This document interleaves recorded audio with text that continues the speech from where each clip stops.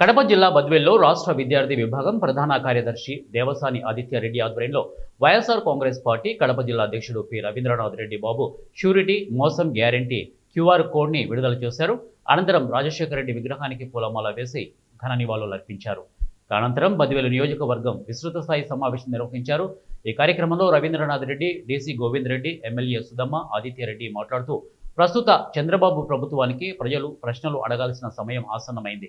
తాము ఎన్నికల ముందు ఇచ్చిన హామీలు ఎంతవరకు అమలయ్యాయో ప్రజల ముందు స్వయంగా సమాధానం చెప్పాల్సిన అవసరం టీడీపీ నాయకులకు ఉందని చెప్పారు. అదే